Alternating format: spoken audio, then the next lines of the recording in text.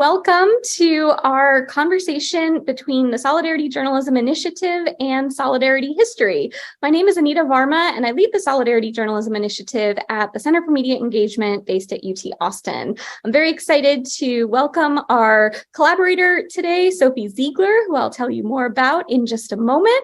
And our topic for today is reporting on anti-trans legislation in service to whom?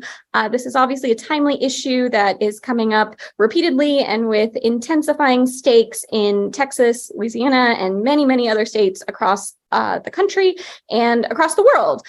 So we want to take some time today to consider what are some of the dynamics of how this story is being reported and how could it improve to be more truthful, more accurate, and more aligned with advancing basic dignity for everyone in our society. So I'll start today by offering a distinction that I think will be useful between something called monitorial reporting and solidarity reporting. A great example of solidarity reporting on anti-trans legislation comes from Sophie's work, and I'll share that example as well, and then we'll open things up to start a conversation about some of the key issues and practical matters that journalists could address and ways to think about solidarity journalism in conjunction with this idea of solidarity history that comes from the ground up rather than from the top down. But before I go too far, let me introduce Sophie Ziegler, who uses they, them pronouns and has over 10 years experience in cultural heritage institutions, including archives and special collections libraries. They write and present regularly on the intersection of librarianship, storytelling, and political organizing. They are the director of Solidarity History, an organization that interfaces between memory workers and cultural heritage institutions. They are the founder and oral historian at the Louisiana Trans Oral History Project and co-organizer for Mapping Trans Joy. In their free time, they play video games with their kids and hike with their dog named Pancake. Welcome, Sophie. So I will kick things off here by sharing my screen with a few slides to orient our discussion. The main thing I want to do for the next few minutes is just to unpack what those terms mean, monitorial reporting and solidarity reporting, and why we would need to address this problem of official misinformation or outright lies coming from officials. So monitorial reporting is really a classic and core idea that a lot of US journalists have about what good journalism is. With monitorial reporting, journalists are very much in the business of shining a spotlight on what people with power are doing, saying, negotiating, advancing. Now, the logic here is fairly sound that if we have a free press that is showcasing what it is people in power are doing, then that would eliminate or at least mitigate the possibility that officials could act in secret, and power acting in secret would not likely lead to outcomes that are in service of the public. What this results in is a dynamic that looks something like this, where many, many news media outlets are placing their microphones towards spaces like capitals, like state legislatures, like federal government, and aiming to capture what it is that's going on in those corridors of power. But what's far less reported is what's going on beyond those corridors of power, specifically the protests, the organizing, the efforts being advanced to challenge what people inside those institutions of state power are trying to advance, right? Where is the counter work? We often don't see that represented nearly as frequently in US news coverage. So this thing that I'm calling monitorial reporting comes from a long history in journalism studies. It's really been pushing and analyzing how it is that watchdog reporting serves or doesn't serve the public. Journalism shines a spotlight on officials' activities, plans, and statements. Now, the upside of this, as I mentioned, is that it brings official activities to light. This possibility of officials operating in secret is far less likely. The downside is that what we've seen again and again is that monitorial reporting, when it comes to covering issues like anti-trans legislation, may contribute to amplifying, emphasizing, and normalizing problematic and even false official definitions that strategically neglect structural factors contributing to marginalization. An official definition is not likely to admit the dehumanizing processes that it depends on. So with monitorial reporting, the goal is sound, that through exposure, there could be accountability for official statements. But in practice, what is becoming an acute issue is that through exposure, journalists are being manipulated into providing uncritical amplification of official statements purely because they came from an official that may be a member of the political majority. In contrast, there's something called solidarity reporting. The solidarity, as I define it, is a commitment to social justice that translates into action. And solidarity reporting is when that action is prioritizing the perspectives, insights, and firsthand knowledge of people subjected to social injustice. Social injustice is when people's basic humanity is at stake. So in the context of solidarity reporting, certainly there's still an urgent need to cover issues like anti-trans legislation, but the definitions of anti-trans legislation, as one example, would come from the ground up, rather than coming from officials that take a top-down approach. Then reporters would certainly still ask officials questions based on that grounded knowledge, rather than letting officials set the terms of debate and discussion.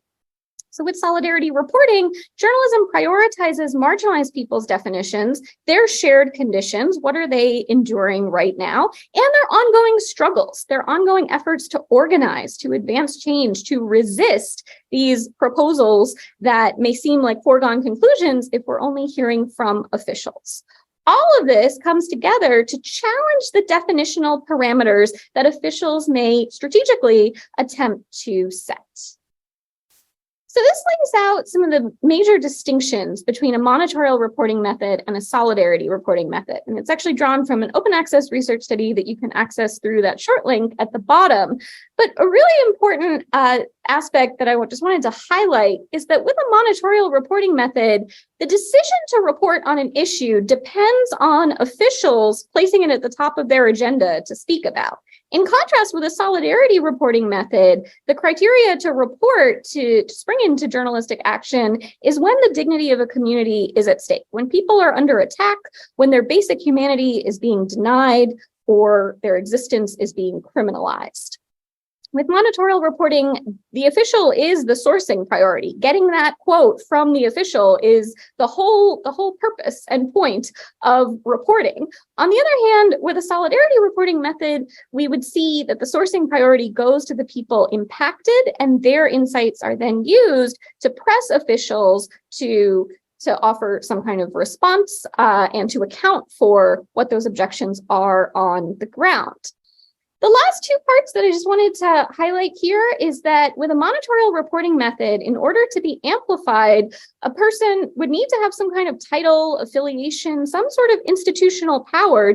On the other hand, with solidarity reporting, the criteria is, does this person have direct experience? Do they know what they're talking about based on living the issue? And as a result, we see grassroots power become much more newsworthy under solidarity reporting.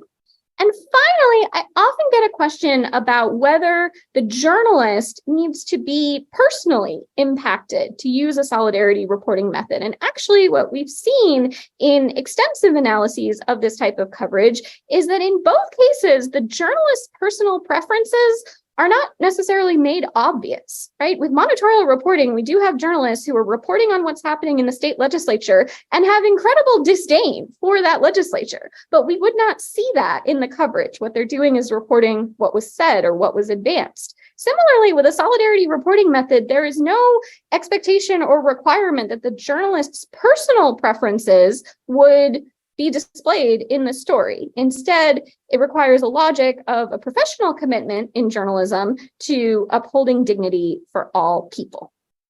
So I talked about all of that in kind of broad strokes and a conceptual level. Now, and to segue into our conversation with Sophie, I just wanted to share with you briefly two fantastic examples that I think really get at the heart of both this distinction and the advances of solidarity journalism, as well as this idea of solidarity history. So I'm sure Sophie will be able to speak much more about what you're seeing here, but this is from the Louisiana Trans Oral History Project. And as you can see, in no way, shape, or form does solidarity reporting or solidarity history mean that we ignore the activities or the agendas of people in positions of power. But on the contrary, rather than solely amplifying what those interests are, we also see the friction get accounted for in a truthful way of what is actually happening on the ground, what is the context for how we got here, and what can be done based on what we're hearing and seeing on these legislative agendas. I also wanted to share a great example of solidarity reporting that centers the perspectives, the viewpoints, the insights of people directly impacted. How do we actually do this in practice? And this is a 2-minute example that I think goes a long way in showing how this type of reporting advances beyond repackaging the official press release from the legislature of the day. Trans kids are here to stay. GOP, go away. Trans kids are here to stay. GOP, go away. 4, 6, 8. Separate the church and state. 2, 4, 6, 8. Separate the church and state. Hi, my name's Dahlia. I'm Peyton Rose Michelle, the Executive Director, Louisiana Trans Advocates. Anaya Robinson, she, they. Hi, Sophie. I'm Danielle. It's a pleasure to meet you. I came to fight for the rights of other and myself, trans adults, youth within our state to make sure that our rights aren't taken from us. My name's Piper. Our rights are under attack, and I think it's time to stand up and fight back. I came just to support all the beautiful young trans people in our state who are under threat from all the really hateful and discriminatory laws that are being introduced in this legislative session. And I just came to show support to the kids and that we're here for them, and also just show the beauty of our community and show our strength. These are our kids. They are queer, trans, GNC kids, and we were once those kids a couple of decades ago, and there are cruel and vicious and scared adults who are supposed to be representing us who are doing the exact opposite. They are inflicting harm on our children. Our kids represent our future, our possibilities, and what is radical imagination. That is why I'm here today, because we are going to fight like hell this session to make sure that they are okay.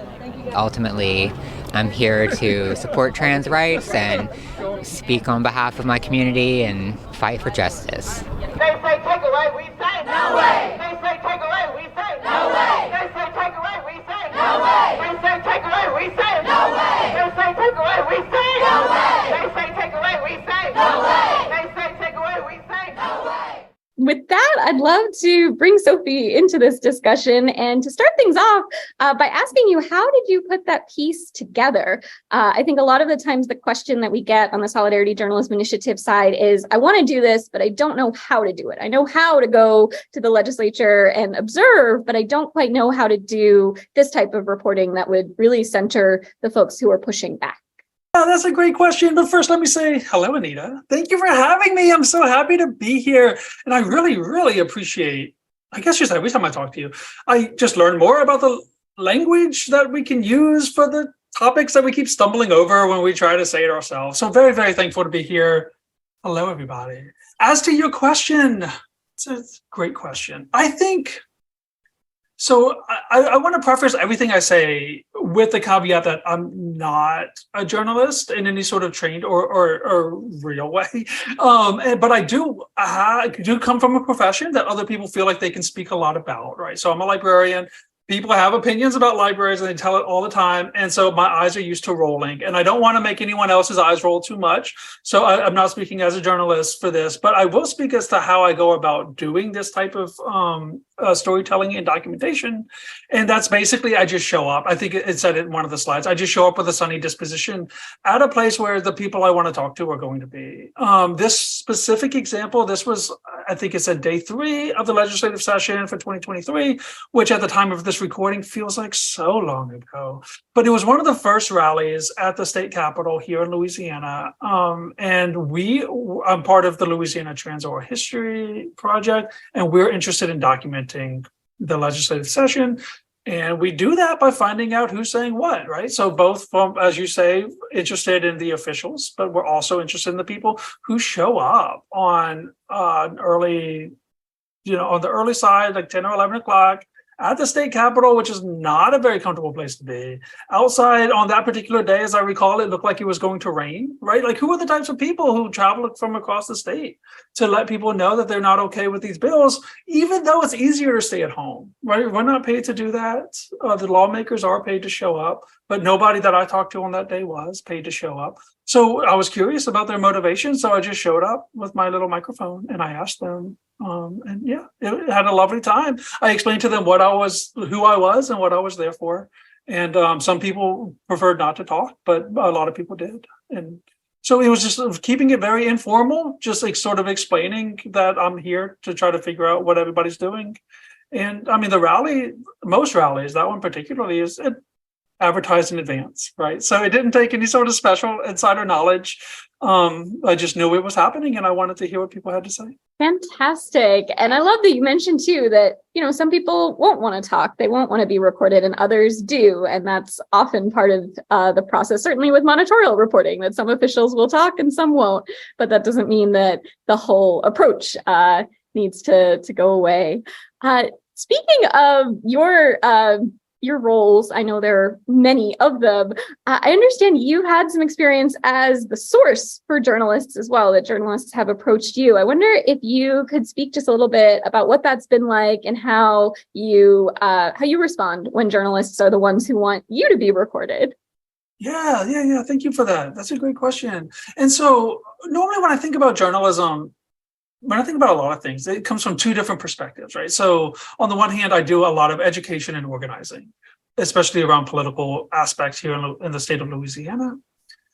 And then I also do a lot of sort of history work. But thinking about the organizing and the educating, I do get a lot of requests, both sort of at the moment, but also, if I'm at an event, et cetera.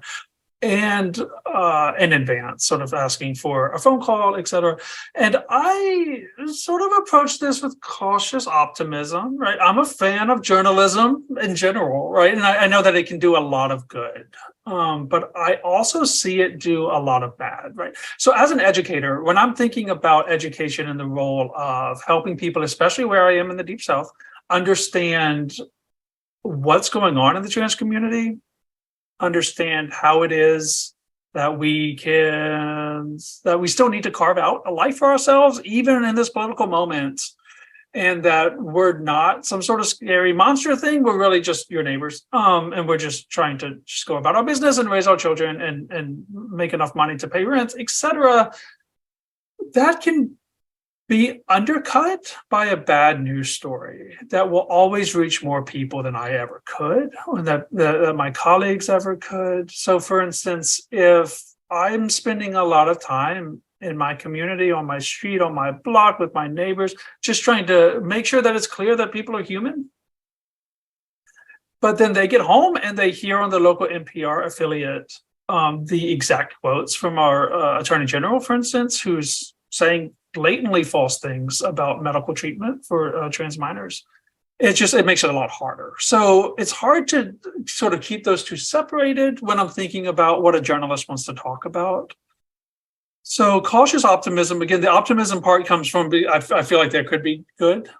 And I do try to talk to journalists as often as possible. But the caution comes in because I just know that it doesn't always cut that way. And I mentioned our local NPR affiliate, but it's also the national outlets. As you likely know, as a lot of our viewers likely know, the New York Times has just gone full transphobe, multiple occasions this year and last year. The PBS NewsHour story, like last spring, where they centered the voices of people who have absolutely no expertise, and that sort of happens over and over again because it's a little bit more sensational, I think, than listening to doctors. That's sort of how I approach it, and that's one of the things that I was hoping we could talk about. So I really appreciate this because I don't think I'm alone on this. From the organizers and educators that I work closely with, is it's kind of hard for us to know what to make of journalists, especially. And I'm thinking here about journalists we don't know. There were some in the area who do quite a good job, and we know them. But when a new journalist or a new reporter comes to us, it's kind of a black box situation, right? Like we don't know who they've talked to before. We don't really know, like they might tell us who they're reporting for, but we also get a lot of freelance folks, right? Who are just sort of saying like, I'm collecting quotes on this. We don't know what context the quote is going to be in. We don't know because we don't know that, it's hard to be sure that our quote is meaningful, right? If we're just asked to please respond to X, that's just such a big thing. So, and just sort of a shout out to my colleague Pearl Ricks, who I think articulates this very well, is if we don't know what we're talking, if we don't know the context in which we're speaking, it's hard to have a quote that actually answers anybody else. And the default assumption is that we're being treated as the quote unquote other side. To say the Attorney General says all trans people are terrible. Here's one quote from somebody on the other side, and it's me saying trans people are nice. You know what I mean? And it's like disconnected and not particularly helpful. So this is the types of things that we struggle with. And one of the things I would love to see as both an organizer, an educator, but also somebody who works sort of with memory work and storytelling sort of stretched out temporally, is a better understanding of what journalists take themselves to be doing. For instance, do they take themselves to be simply repeating the dominant narratives? Like, I just don't understand. And it's kind of hard to have a conversation with a journalist who needs to turn around really fast for a quote, et cetera. And I'm not asking anybody like change the structure of journalism. Do that if you want to, and if you think that that's important, but like don't do it because I said to do it. But like I just don't know.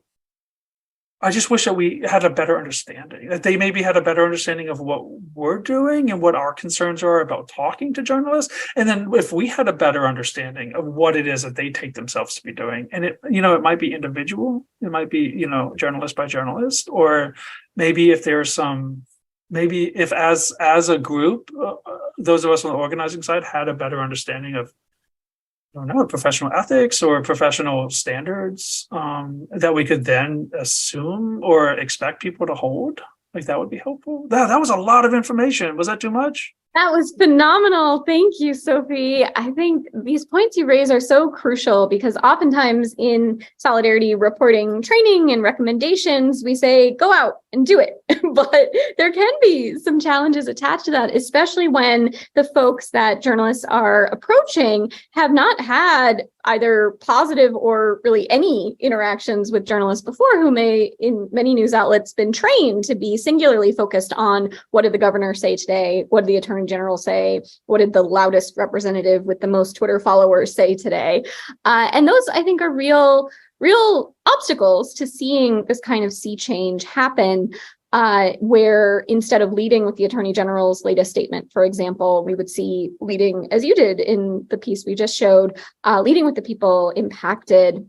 You mentioned that there are some journalists who are doing this well, and I wonder if you could say a little more about what it is that they're doing. What is it that sets them apart compared to the folks where you would give them some benefit of the doubt, some cautious optimism, but with some hesitation? But for the folks doing it well, what does that look like?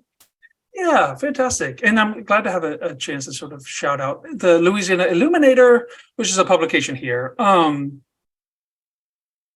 They have at least one reporter who is doing a good job. And I think as a publication itself, they're doing a good job. And what that looks like, to my thinking, is the context that they're supplying.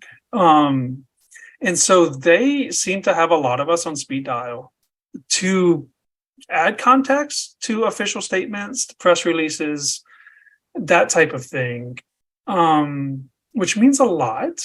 Right. And I want to stress that I'm not looking for someone to help us with our messaging. I feel like our messaging is super strong. It's don't kill trans kids. And I feel like we don't, I'm not saying like a journalist can only be good if they absolutely agree with me. And so I like what you said about positionality and personal preferences. And I hope we can swing back to that in a moment. So like, I don't need that. What we need is somebody who doesn't obviously seem to be simply repeating the official narrative again, like the press release, et cetera. And so that's that's really what I think shines really well is when somebody, when somebody's adding that context and when the stories are building on each other. So for instance, if they're reporting on book bans here in Louisiana, for instance, so like LGBTQ plus authors primarily, but also Black, Hispanic authors are being banned a lot in schools and in parish-wide library systems.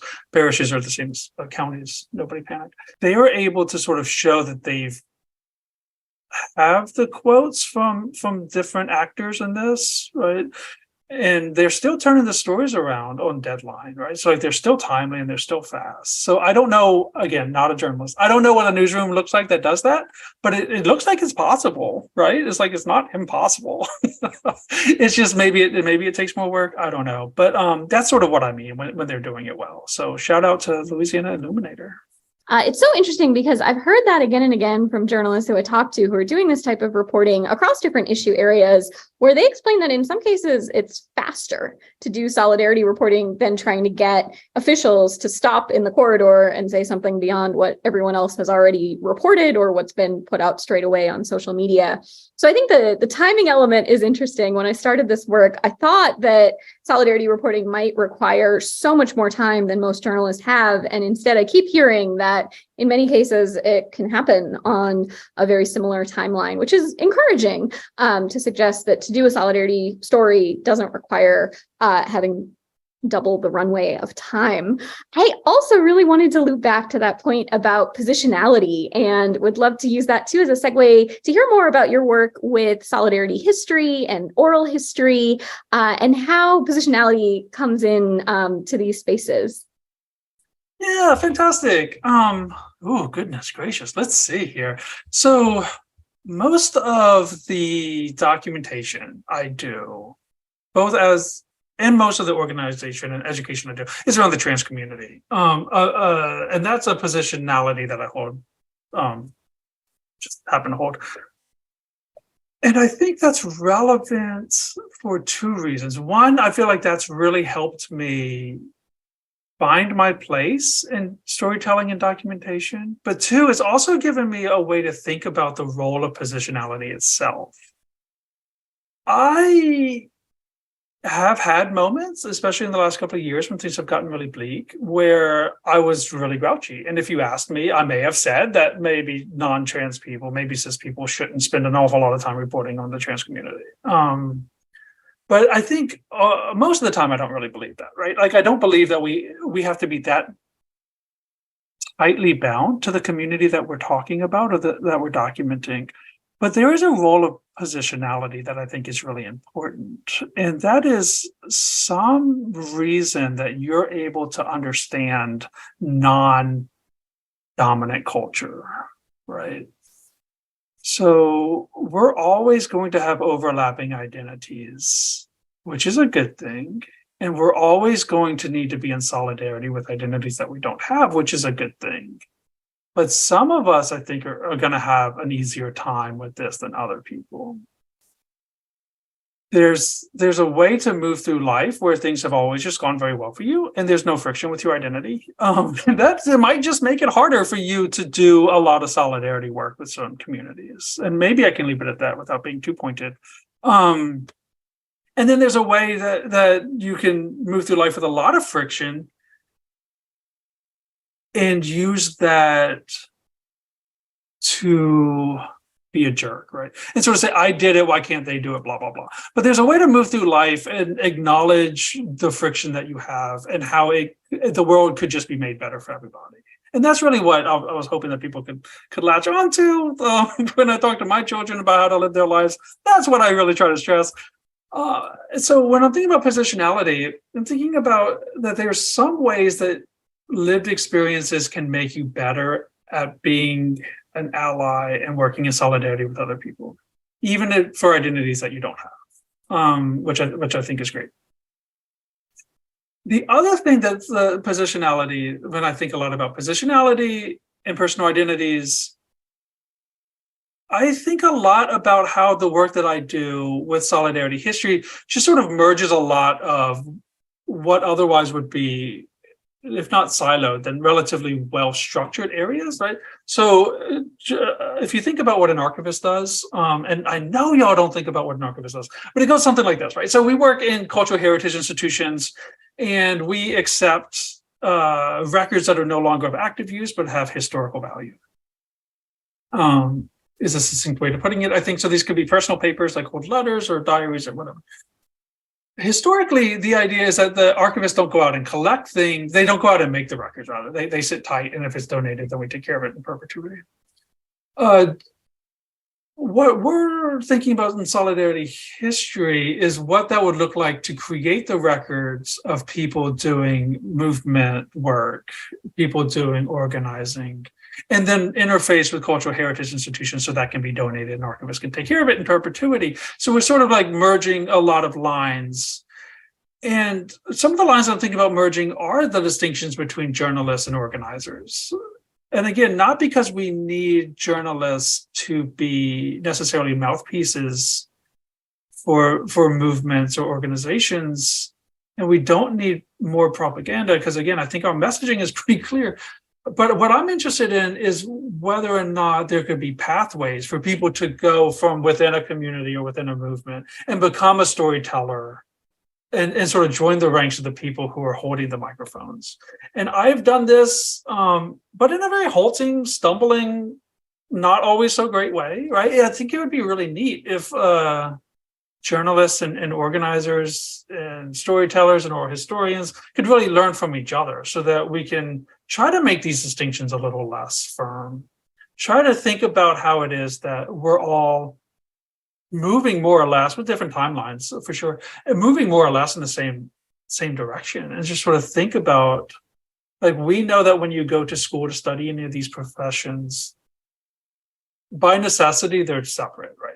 But when we get out there and we're actually doing it and we're standing on the Capitol steps and we're talking to people, a lot of these sort of blur together. It blurs together what it is that we're asking, what it is that we hope to do with the tape after we create it. And so that's sort of how I'm thinking about positionality. I think it would be really great if we had some way for people active in communities, active in or organizing, to be able to become storytellers that have a lot of the skills that journalists have, and how it is that journalists can be a little bit more involved, to whatever extent would be acceptable and desirable, and the organizing and the sort of movement and actions that are happening now. Because I'll just say this one last thing on the topic, and this is sort of the tagline, the emerging tagline for Solidarity History, is that we're trying to help cultural heritage institutions and other places document the contemporary civil rights movement that we're in, because we very much are in one now. And like we saw with the civil rights movement that emerged in the 50s and 60s, everyone's going to claim this legacy in a few decades, right? Regardless of where you stand. But if you actually stand on the right side of history this time, and a lot of our institutions did not, then the documentation that we have will just be a lot stronger. So that when we do a 50-year retrospective, if we do a 50-year exhibition at an archive or a library, what you have is the actual materials, not, you have the actual materials, the lived experiences of the individuals to show, instead of just trying to downplay the idea that your institution was part of the problem at the time. So those are my thoughts on positionality. That was also a lot. Goodness.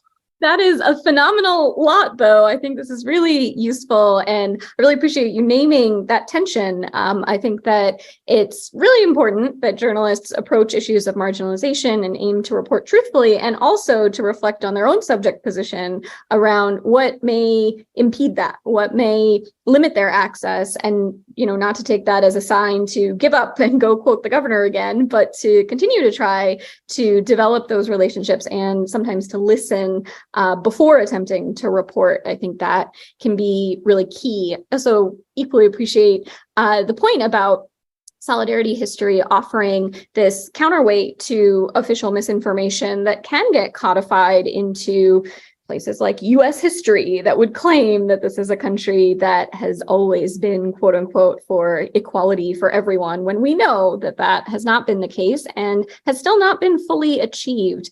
And so I think to the extent that journalism, as we like to call it, becomes the first draft of history, thinking about those intersections and ways that folks within movements can also be journalists and doing journalism, and also ways that journalists can be taking in some of that content and not just taking in the content that comes from a legislature or from an elite institution. I think those are really key. My last question for you is just hoping that you could say a little bit about Mapping Trans Joy, which is one of my favorite projects. And I would love for more journalists and journalism students and educators to be aware of it. But could you tell us about this project and why it exists? Yeah, thank you. Oh my goodness, I'm so happy to talk about this. So Mapping Trans Joy, which you can find at mappingtransjoy.org, is exactly that, right? So we're in a moment right now where we hear a lot about trans joy in a lot of different angles. At least I do. It might be true of our viewers. And so this is just one aspect in which trans joy is manifesting. Let me see how to do this. So it was started by, it was a joint project between the Louisiana Trans Oral History Project, which is what I was working on, and a project called Last Call Oral History Project in New Orleans, with a colleague of mine, Natalie Neofolk. And a couple of other people, we teamed up because we were noticing, happily, that joy as a theme was coming up in almost all the interviews that we were doing. And we were, just going about our business doing interviews. And even among the most brutal discussions, the most heavy topics, there was always, or almost always, some aspect of joy, some aspect of joy as survival, joy as resistance coming up. And so Mapping Trans Joy was a way for us to sort of stop everything else and appreciate that and highlight that and come up with a project to make sure that that was given the attention that it needs. It started off as a Louisiana project. So again, the two main the core founding team are all from Louisiana. So we got some money we to launch it in 2022, I think it was. And what launching it looked like was paying trans and gender nonconforming folks to participate. So participation looks like you go to the website, and if you are trans, gender nonconforming, non-binary, two-spirit, if you're on cis, you just go there and you can record a short personal narrative about joy. You can do it via video or audio or text, and then those of us on the other side quickly vet it, make sure you're not being mean and you're not accidentally talking about your personal home or somebody else, and then we put it up on a map. So again, we started off Louisiana based. So currently, at the time of this recording, Louisiana is the most heavily represented spot on the map, but it's now open nationally. So we're starting to grow. We have some places in Tennessee and Idaho and Florida coming on, which is really nice. We're growing slowly and intentionally. So the way that we phrase this is, we knew what this project would look like in Louisiana because we knew a lot of the community members here, and we know more or less what safety looks like here. But when we started moving beyond Louisiana, we wanted to do that slowly and cautiously, because no amount of trans joy narrative sharing is worth anyone getting hurt. So we are working on a community partnership model, right? So where, for instance, we wanted to move into Tennessee. So we started working with the Nashville Queer History Project. And so they're a community partner, so they're helping us promote. But also if we have any questions about what's happening in Tennessee, whether or not this should continue moving in that state, et cetera, like what sort of outreach we should or should not be doing, given the culture and the atmosphere there, like they'd be able to help us out with that. The same is happening in other parts of the country. And then, these community partners sort of help us grow, and they help us stay focused, right? So then we have bi-yearly meetings where we all get together and just sort of check in. But that's the gist of it. It's going well. One of the really big initiatives that we're starting now is we're trying not to replicate harmful settler and colonial borders. So we're getting together an advisory group, folks who are very familiar with thinking about and working on indigenous mapping, for instance, right? Because right now we're just using a Google map just to keep things simple at the start. But of course, a Google map reinforces a particular view of the world, right? And that's not the only view, and that's certainly not everyone's joyous view of the world. So we're trying to keep that in mind. So that's one of the big things that we're working on. But we're also starting events. So we're holding a Trans Joy event here in Baton Rouge, Louisiana this weekend, just a couple of days after recording this. And then we're lining some up in other states. So we get a joy caravan where we pack up our stuff and we go around and we create and record joy, Anita. Love it. And also this really powerful phrase of, whose view is media reinforcing, and how to think critically and to do something about that view when it may not be aligned with the kind of service that is aimed for. That was one reason the subtitle of this talk has been In Service to Whom? And you raised a great question, Sophie, about what journalists think themselves to be doing and what their purpose is. I think for a lot of journalists who are inclined to watch such a video as the one that we're recording right now, their goal is to engage in some kind of public service, to serve the public through truthful reporting, to cut through the noise of propaganda, disinformation, and spin. And of course, we hope that the solidarity reporting approach will be helpful to all of you as you continue to do so. For more resources on solidarity journalism, we have a whole website called mediaengagement.org/solidarity-journalism. These are free resources available for all of you watching. And there's also contact information there if you'd like to be notified about additional events and opportunities.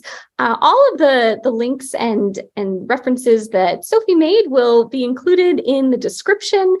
So please do check those out as well. I am a proud board member of Solidarity History, and there's lots of exciting things in the works there as well. Hi, y'all. Thanks for watching.